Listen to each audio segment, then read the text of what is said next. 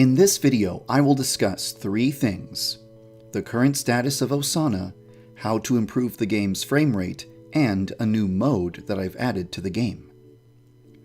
Part 1. Osana. Over the past 2 weeks, a lot of progress has been made on Osana. All of the new dialogue required to add her to the game has been written. That's 185 lines for Osana, 65 lines for Senpai, 24 lines for Yandere-chan, 16 lines for a new male character, 10 lines for a new female character, and 4 lines for Musume Ronshaku. The voice actors for these characters have already recorded all of their lines. I'm not done reviewing all of their work yet, so it's possible that I may need to ask for a few lines to be redone, but the majority of the voice work has definitely been completed. Some of Osana's elimination methods will require new 3D models. Work on those 3D models has begun, but is not yet finished. One of Osana's elimination methods will require a completely new environment. Work on this environment has not yet begun. A new music track is required to add Osana to the game. Work on this track has not yet begun. Numerous new animations will be required as well. Some of them are ready, but the majority of them have yet to be created. 2 new characters will make an appearance in Osana's story. I already have the 3D models and voiced lines necessary to add them to the game, but some animation work and programming work still needs to be done. Osana's scripted events will require new programming. Fortunately, these events can reuse most of the programming that was done for Kokona's scripted events. So a lot of the work has already been done, but more work still remains. If you look at it this way, 47% of the work that needs to be done to add Osana to the game has already been completed. However, this graph might not be completely accurate. For example, a single music track does not have the same level of significance as 20 animations. If everything on this graph was balanced according to how significant it is, the graph might look more like this. It's difficult to attribute a numeric value to things like this, so let's forget about trying to calculate percentage. The important thing is that progress is being made and the assets I need are being delivered at a smooth pace. Part 2. Frame rate. While I'm waiting for the remaining assets to be delivered so that I can begin implementing Osana, I'm trying to improve the game in as many ways as possible. 2 weeks ago, I polled the Yandere Simulator community and asked what I should prioritize. The majority of people voted for me to implement a higher number of students at the school. However, each time I add a new student to the game, the frame rate drops. I need to fix the problems that cause the game to have a low frame rate before I can add new students to the game. So, basically, a vote for more students was a vote to fix the bad frame rate. Improving the frame rate was also one of the most popular options on the poll, so this was what I chose to focus on next.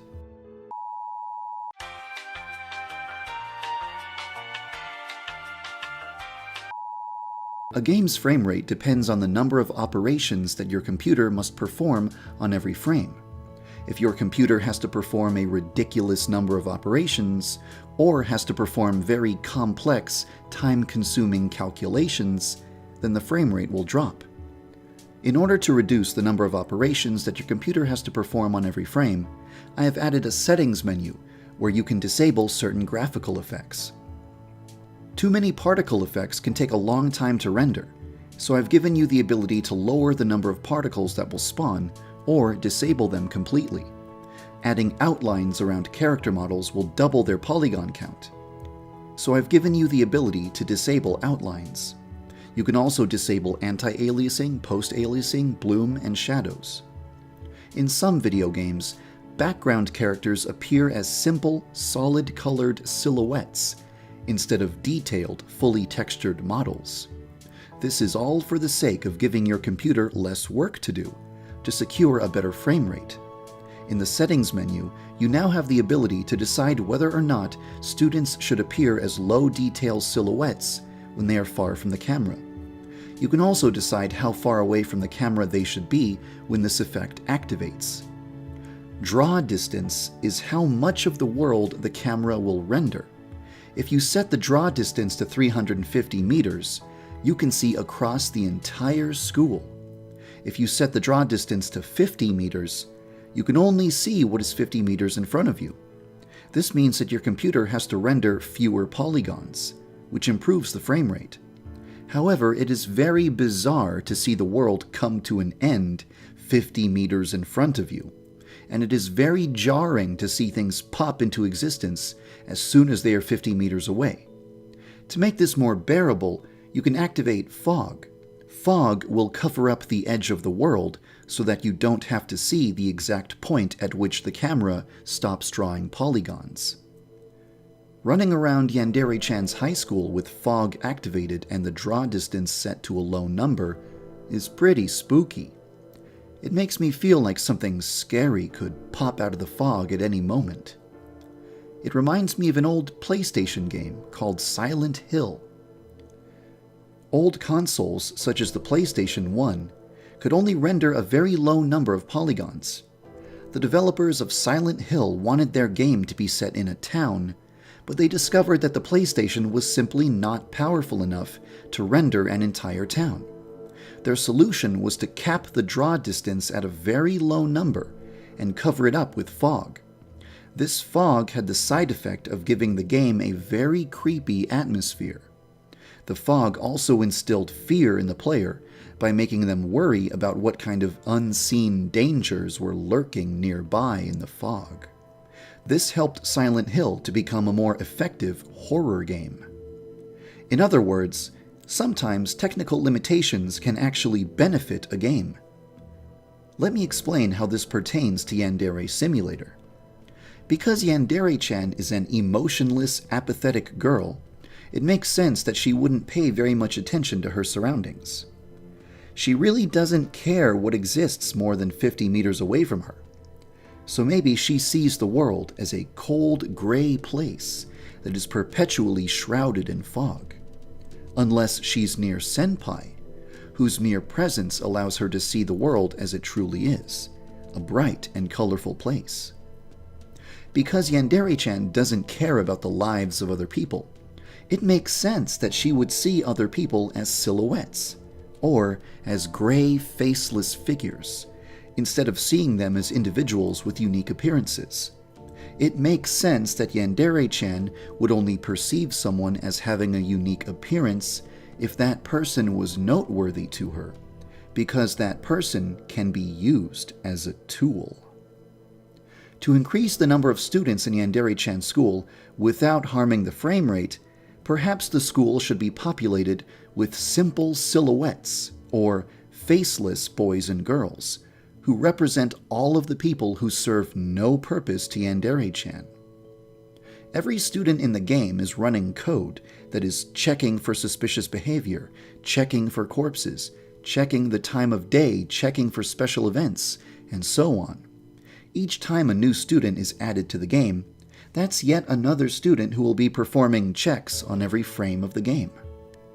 The hypothetical silhouette students, or faceless students, that I am proposing would not be governed by the same code that governs normal students. Silhouette students would use an extremely simple script and would only be capable of a very small range of actions and reactions. This way, they wouldn't require your computer to make dozens of complex calculations on every frame. This is one potential way that I could fill up the school with more students without harming the frame rate. In the coming weeks, I'll make an effort to add new students to the game, as the fans have requested. More students means more polygons, more animations, more pathfinding, more calculations, and so on. It's possible that the act of adding more students will cause the frame rate to take a nosedive. In order to prevent the additional students from ruining your experience, I'll allow the player to decide how many students the game spawns. If you have a weak computer, you should stick to the bare minimum number of students. But if you have a powerful computer, you can try spawning a higher number.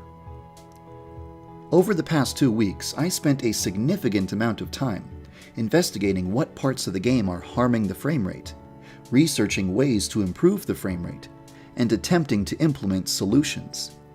I wasn't able to improve the frame rate as much as I wanted to, and the new settings menu doesn't even contain the bare minimum of what a real settings menu should contain, but hopefully it will be of use to people with low-end computers who are trying to achieve a higher frame rate with Yandere Simulator.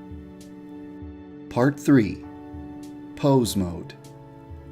Because Osana will not be functional for an unknown period of time, I decided to add something to the game that would allow people to have fun while waiting for Osana. It's a new mode that allows you to pose the game's characters. To activate this mode, press the question mark key on your keyboard to open up the Easter egg menu, then press the R key. Now, if you walk up to a student, you can pose them by pressing the button displayed above their head. This will open up a menu that lets you perform several actions. If you want to pose the character, you'll have to stop whatever animation they are currently performing. Then, select the Pose option to display a list of body regions. If you want to pose a character's right elbow, you would select Right Arm to display a list of all the bones in their right arm. Then you can select their elbow. Once a bone has been selected, you can move it around in space, rotate it, or even change the size of the bone. By default, bones will move very slowly. If you want bones to move faster, use the Degree of Change option to make bones move at the speed you would prefer. If you've done something absolutely horrible, use the Reset option to return the bone back to the way it was before you entered the menu. In addition to posing bones, you can also move a character anywhere you wish. Select Reposition and you will see a marker appear on the ground in front of Yandere-chan. You can use this marker to move a character anywhere you'd like them to be. You can also customize the appearance of a character. You can choose their hairstyle, choose their accessory, and even choose their clothing. You can also change the color of their hair. The last feature of Pose Mode is the ability to make a character perform any animation you choose. Currently, girls have 153 animations, and boys have 86 animations. With such a long list of animations, it can be quite a hassle to locate the animation you're looking for. It would be very convenient if animations were divided into categories. For example, a category for social animations, a category for attack animations, etc. But for now, it's all just one giant list. This is the first version of Pose Mode, so it's not complete yet. For example, there is currently no way to choose what stockings a girl is wearing.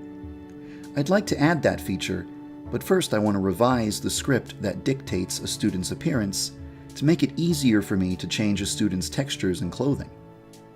There are some bugs in this mode.